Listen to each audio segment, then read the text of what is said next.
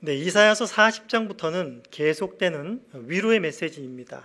누구에게 위로의 메시지냐면 바로 바벨론에게 포로로 끌려갈 하나님의 백성들, 유다 백성들에게 다시금 그 포로에서 귀환하게 될 것이라는 그 큰 주제를 가지고 계속해서 하나님께서 그의 백성들에게 위로를 주는 메시지를 전달하고 있습니다. 바벨론이라는 거대한 제국 가운데서 하나님께서 그 이스라엘 백성들을 구해낸다는 것은 굉장히 큰 역사적 사건이고 하나님의 놀라운 영광이 드러나는, 또 하나님께서 실질적으로 그의 능력을 세계 만방 가운데 드러내야만 가능한 일입니다. 이처럼 구약 성경에서는 하나님께서 그의 능력이 얼마나 대단한지를 온 세상 가운데 펼쳐 보이신 크게 두 사건이 있습니다. 하나는 지금 이제 이사야서 40장부터 시작되는 바벨론에서 끌어내는 그런 놀라운 거국적인 사건이고, 또 하나는 우리가 잘 알고 있듯이 이스라엘 백성들이 이집트에서 노예살이를 하고 있을 때 그 이집트에서 이스라엘 백성들을 꺼내는 사건입니다. 얼마나 놀라운 사건인가. 애굽에서 그 백성들을 다 꺼낼 때 그 애굽이 초토화되는 것을 우리가 볼 수 있습니다. 그 백성들뿐만이 아니라 그곳에 있는 토지들, 또 그곳에 생활하는 가축들, 또 거기 있는 강들, 농토들, 모든 것에 거의 씨를 말려버리고 완전히 그 애굽이라는 나라를 폭삭 무너뜨리고 그 다음에 이스라엘 백성들을 꺼내옵니다. 그리고 더 놀라운 것은 홍해 바다를 가르면서 그 바다에 마른 땅이 있게 하시고 거기를 건너게 하시는 하나님의 어마어마한 능력을 맛보게 됩니다. 이런 하나님의 어마어마한 능력을 모세가 신명기에서 이렇게 말합니다. 신명기 4장을 한번 같이 보시겠습니다. 신명기 4장 32절,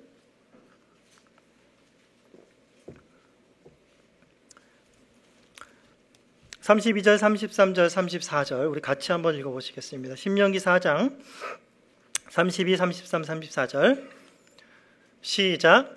내가 있기 전 하나님이 사람을 세상에 창조하신 날부터 지금까지 지나간 날을 상고하여 보라.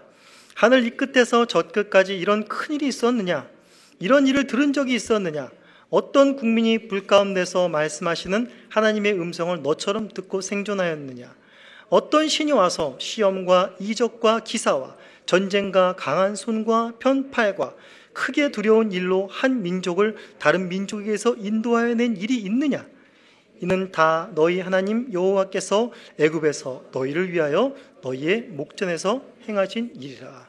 세계 어느 나라를 둘러보아도 이렇게 한 민족을 다른 민족에서 구원해낸 역사적인 사건, 그런 능력을 행할 만한 신은 아무도 없다, 하나님밖에 없다라는 것을 말해주고 있습니다. 그리고 또 역시 마찬가지로 바벨론에서 고레스라는 사람을 통해서, 고레스라는 이방 왕을 통해서 그들을 구해낼 때도 어떻게 구해낸다고 말하고 있습니까? 우리 41장 보시면 이렇게 말하고 있습니다. 41장 5절 보시면 섬들이 보고 두려워하며 땅끝이 무서워서 떨며 함께 모인다라고 얘기를 하고 있습니다. 온 세계를 두렵게 하는 하나님의 능력이 바로 바벨론에서 끄집어낼 때도 바로 이방왕 고레스라는 사람을 통해서 이렇게 하나님께서 하나님의 놀라운 능력을 보이신다라고 얘기를 하고 있는 것이죠. 이렇게 큰 두 사건, 그의 백성들을 구원내시면서 하나님의 능력이, 구원해낼 수 있는 하나님의 능력이 얼마나 대단한가, 얼마나 놀라운가. 그 백성들만이 목도하는 것이 아니라 그 당하는 그 나라와 주변 세계 모든 나라들이 그것을 보고 두려워 떨만한 하나님의 능력이 나타납니다. 여기에 공통점이 무엇인가 하면 바로 하나님께서 그런 놀라운 구원의 역사를 일으키는 데 있어서 꼭 누구 한 사람을 세우신다는 것입니다. 출애굽할 때는 누구를 세웁니까? 모세를 들어 세우셔서 그 놀라운 능력을 행하게 하십니다. 이제 40장부터 예언되는 바벨론에서 그 백성들을 귀환시킬 때는 누구를 들어 쓰신다고 얘기를 하고 있습니까? 바로 이방왕 고레스라는 사람을 들어서 그 백성들을 포로에서 귀환시킬 것을 계속해서 예언을 하고 있습니다. 오늘 42장 우리가 읽은 본문에서도 내가 붙드는 나의 종 하면서 여기서 또 한 사람을 하나님께서 불러 세우시는 것을 볼 수가 있습니다. 그렇다면 이것도 무엇을 말하는 거겠습니까? 바로 이 하나님께서 말한 이 나의 종을 통해서 바로 놀라운 또 하나님의 구원의 역사, 하나님의 능력을 불러 일으키겠다라고 이야기를 하는 것입니다. 이 나의 종을 통해서 이방의 정의를 베풀리라, 이방의 하나님의 뜻을, 하나님의 구원을 나타내리라 라고 이야기를 하는 것입니다. 그렇다면 여기 있는 종은 과연 어떤 종이겠습니까? 우리가 계속해서 우리 확인해 본 결과로 여기에 있는 종은 42장 6절을 보시면 나 여호와가 의로 너를 불렀다라고 말하고 있습니다. 이 종을 의로 너를 불렀다라고 이야기를 하고 있습니다. 이 불렀다라는 이 말은 여기서 41장 2절에서 누가 동방에서 사람을 일깨워 공의로 그를 불러라고 할 때 이 불러와 동일한 말입니다. 그렇기 때문에 41장에서 말하고 있는 이 동방에서 불러일으킨 그 사람은 바로 고레스를 말하고 있습니다. 그리고 또 40장부터 48장까지는 바벨론에서 그의 백성들이 귀환할 이야기를 하고 있는데 그 귀환하는 데 쓰임받는 사람이 거의 다 고레스라는 사람으로 나오게 됩니다. 그래서 고레스가 굉장히 중요한 위치를 차지하고 있습니다. 하나님의 구원의 뜻을 이루는데. 그렇다면 여기서 우리가 살펴본 이 나의 종도 고레스일 가망성이 많겠구나 라고 생각할 수 있지만 고레스와 분명한 차이, 현격한 차이가 드러납니다. 그 차이가 무엇인가 하면 우리가 아까 살펴봤듯이 42장 하반절에 보면 이 종은 바로 고레스는 단순히 이스라엘 백성들, 유다 백성들을 귀환시키는 그 역할로 쓰임을 받지만 이 종은 바로 이방의 정의를 베풀 사람입니다. 이방까지 그 구원이 확대가 됩니다. 그리고 그를 이방의 빛으로 세웁니다. 그리고 4절을 보시면 마지막 절을 보시면 섬들이 그 교훈을 앙망하게 된다라고 이야기를 하고 있습니다. 온 열방이 바로 하나님의 그 교훈을 사모하고 바라보게 되는 놀라운 역사가 일으킬 것이 바로 이 종이라는 것입니다. 그러니까 스케일 자체가 다른 것이죠. 이스라엘 나라 한 나라에 국한이 되어 있지 않다라는 것이죠. 솔직히 이방에 대한 구원의 역사의 이야기는 이사야 초반에 2장에 미리 예언이 되어 있습니다. 우리 2장 한번 가보시겠습니다. 이사야서 2장 2절 3절입니다.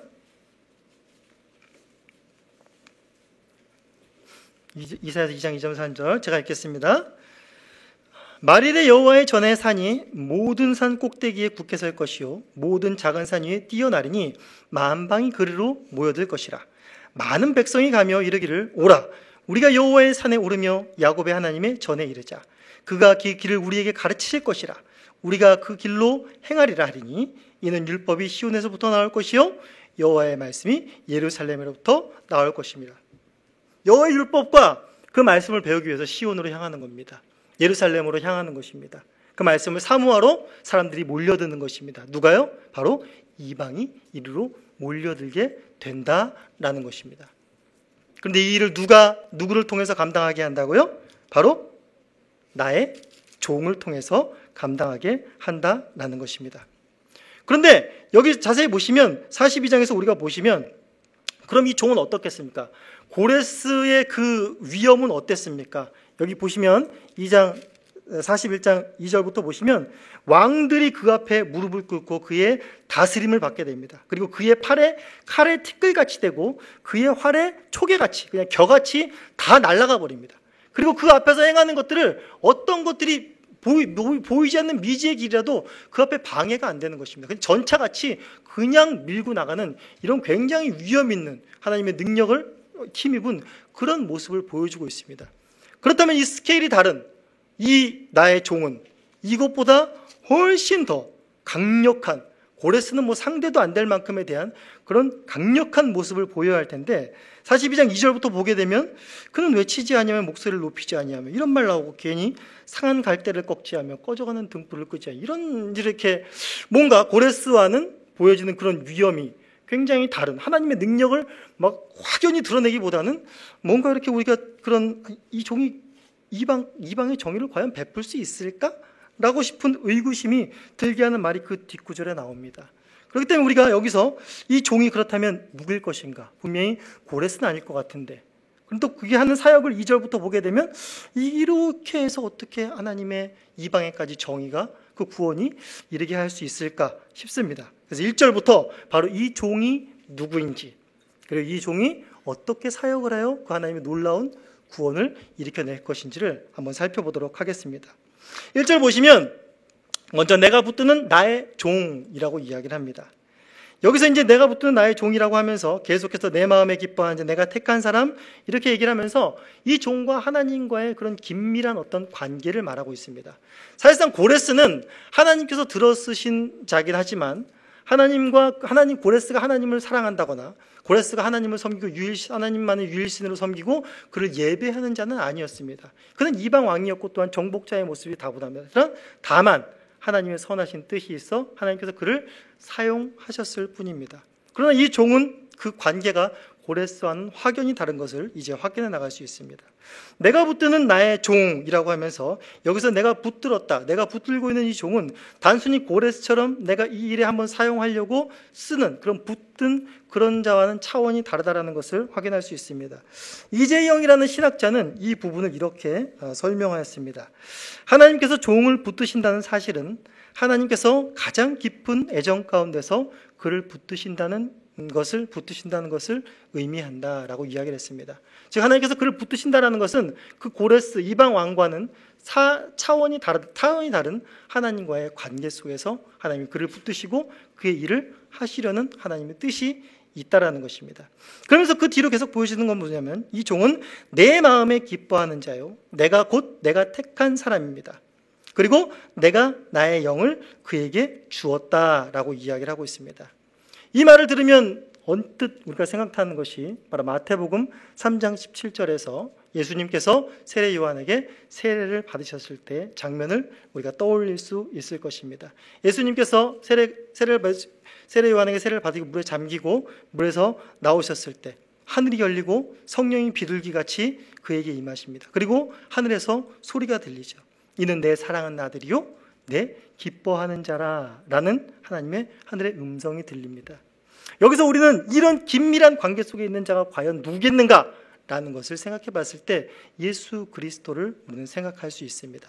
그러나 더 직접적으로 마태복음 12장에서 바로 42장 1절부터 4절까지가 바로 예수님이다 라고 직접적으로 선언을 하고 있습니다. 우리 마태복음 12장을 한번 가보시겠습니다.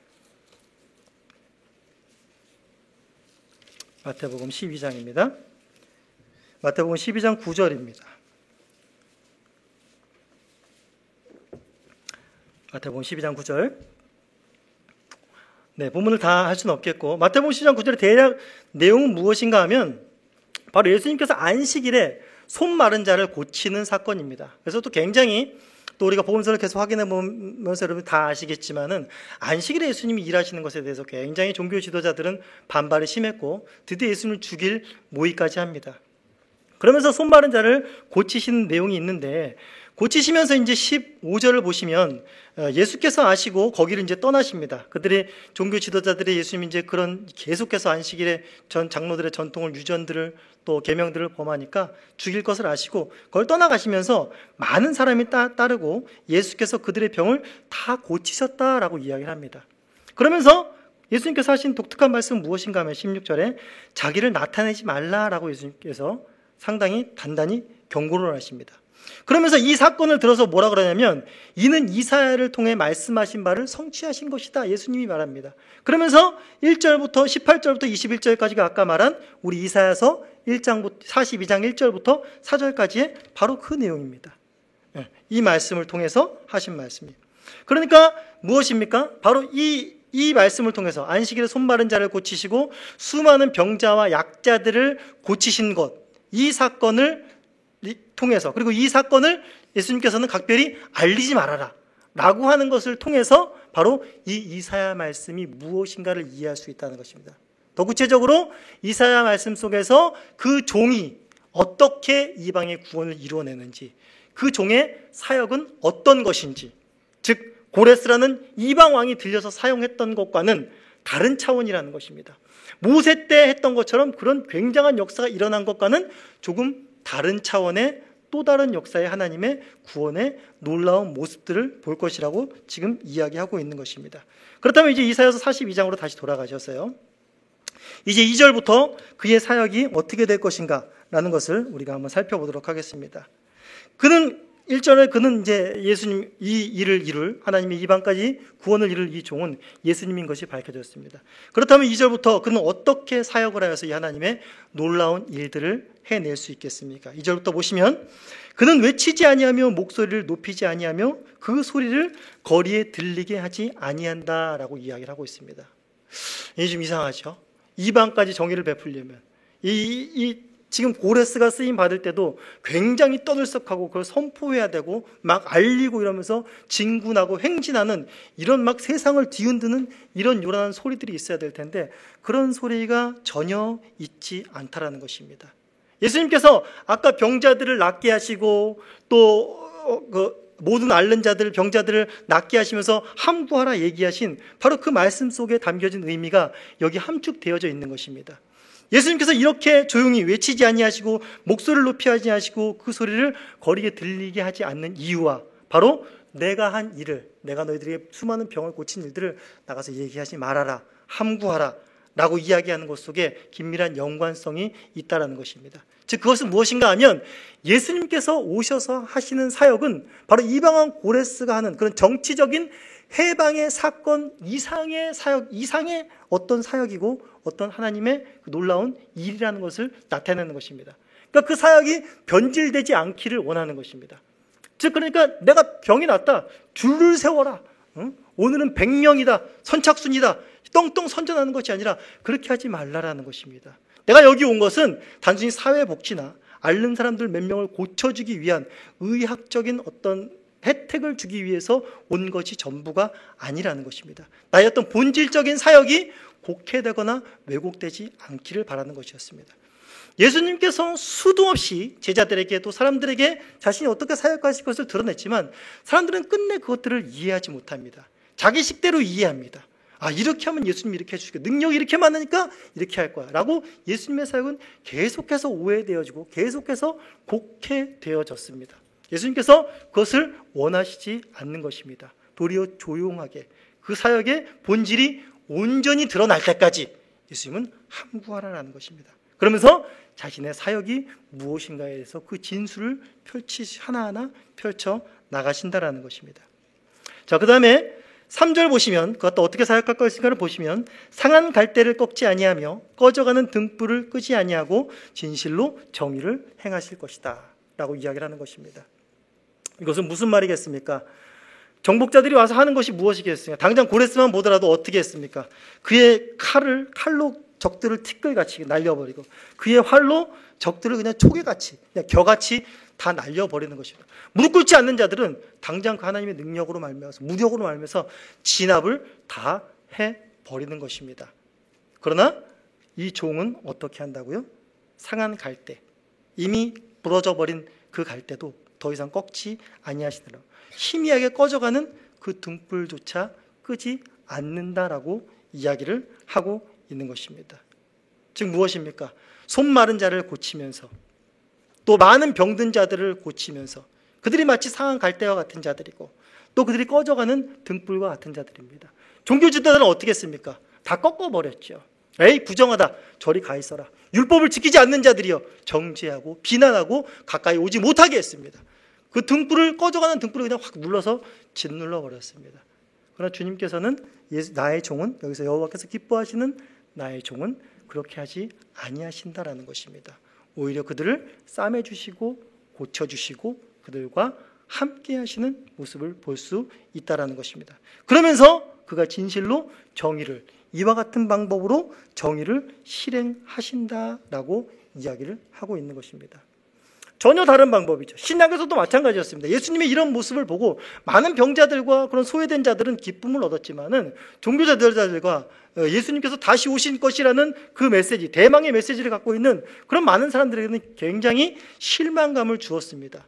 예수님이 오셨다면 어떻게 지금 모세를 통해서 출애굽했던 것처럼 고레스 왕을 통해서 바벨론에서 그 거대한 제국에서 구해냈던 것처럼 이제 예수님이 오셨다면 정말 하나님이 쓰시는 그 종이라면 이 종은 어떠해야겠습니까? 바로 루마를 뒤집어야죠.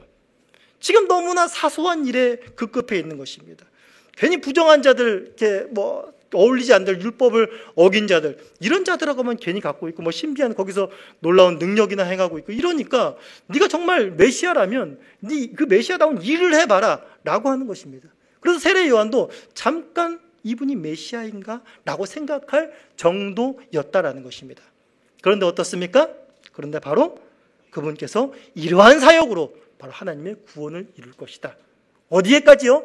단순히 이스라엘 백성뿐만이 아니라 이방에까지 하나님이 택한 이방의 모든 백성들까지를 포괄하여 그의 구원의 뜻을, 그의 정의를 이룰 것이라고 예수님께서 말씀하시는 것입니다. 이 종을 통해서. 그러면서 뭐라고 말하십니까? 바로 4절을 통해서 그는 쇠하지 아니하며 낙담하지 아니하고 세상의 정의를 세우기에 이르신다라고 이야기를 하고 있습니다. 아무리 핀잔을 져도, 아무리 꺾으려고 해도 그분은 꺾이지 않고, 아무리 누르려고 해도 그분은 눌리지 않는다라는 것입니다. 즉 이러한 일이 어디서 바로 일어났습니까? 예수님의 계속된 그런 사역들을 종교 지도자들과 예수님 반발하는 모든 자들이 참아낼 수가 없었습니다. 드디어 예수님께서는 그들의 모함 속에 빠져서 드디어 십자가상에서 처절하게 로마를 뒤집기는커녕 어떻게 됐습니까? 로마에서 시행하는 가장 처절한 사형법, 사람에겐 도저히 행할 수 없는 그런 사형법에 의해서 상한 갈대처럼 꺾여버리고 거기서 꺼져가는 등불처럼 거기서 예수님은 완전히 짓밟힘을 당하고 눌림을 당했다라는 것입니다.